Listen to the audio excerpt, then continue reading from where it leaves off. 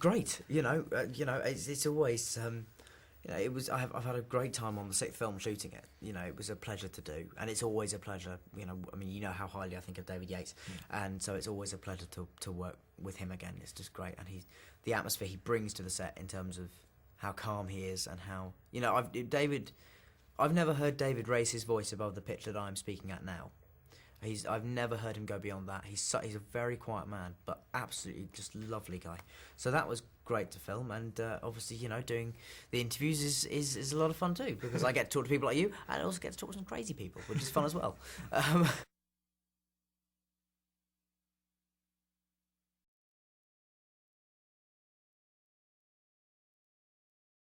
I think one major difference between Harry in the other films and Harry in this one is that in all the other films, he's always known about Voldemort, and he's always been sort of endlessly talking about what he's going to do and how he's going to get him, and sort of vowing revenge and things, but he's never done anything towards it. And in this film, we finally start to see him take some steps to actually fighting him, under obviously the supervision of Dumbledore. Because another progression is that he goes from being sort of, the relationship between him and Dumbledore changes from a sort of teacher-pupil relationship to a general and his soldier, and that Harry becomes Dumbledore's foot soldier, basically, is the way I've been thinking about it in this film. And he's there to do the groundwork and to get the information out of people like Slughorn and things like that. So it's, that was a very big difference in this film, which meant I got to work with Michael Gambon loads, which was fantastic, because he's great and he's a really good laugh as well. So.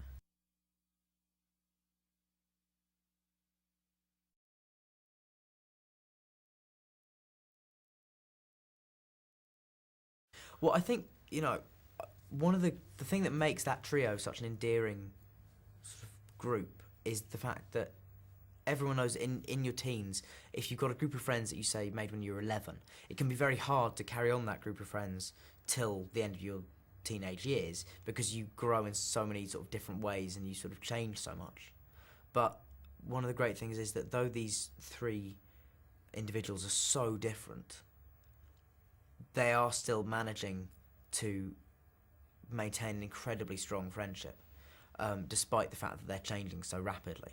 And I think, in this film we see their relationship strengthen even more, apart from, in terms of Harry's, from my character's perspective, because for the first time in I think any of the films, it's Ron and Hermione that are fighting rather than Harry and Ron or Harry and Hermione. So it's, in this film, it's the first time we actually see Harry as the sort of intermediary, sort of breaking up the fight. And Love's in the Air also, of course, naturally. I mean, as it has been for a few years now at Hogwarts. And we've got, obviously there's this kind of unspeakable kind of sexual tension between Ron and Hermione that has been going on since about the third film that we've sort of started to work in then. And then, you've obviously got Ron and Lavender, who's Ron's girlfriend for a portion of this film, and Harry and Ginny, which is a much less comical, much more sort of tender relationship than the sort of carnal delights of Ron and Lavender.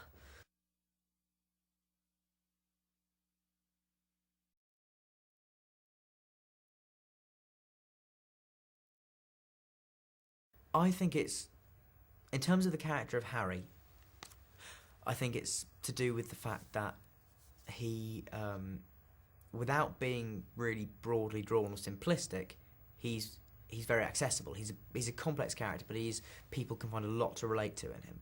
And I also think that it's to do with magic. I mean, magic is a thing that exists in all cultures, in the mythology of every country, in all cultures like that.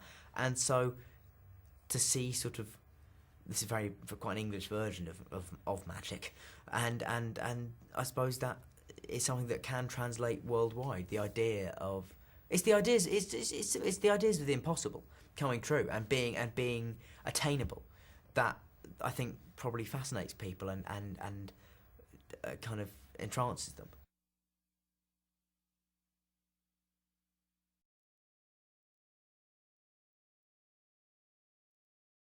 I think the way I've been brought up by my parents is it's about a work ethic, and it's about grafting, it's about working hard, and so I don't, And also, a lot of actors have a very strange, in my opinion, strange view of acting, where it's almost like a part-time job, where you'll go off and you'll like do a film for 6 weeks, and then just not do anything for another month or so, and then go off and do another film. And for me, if I'm not filming, I like to be doing other stuff to do with acting. Like I go to voice lessons and stuff like that, and you've got to constantly be getting as many strings to your bow as you can. I think is the key, because after Harry Potter finishes, acting's an incredibly intensely competitive world, and so you have to have as much to offer a part as you possibly can.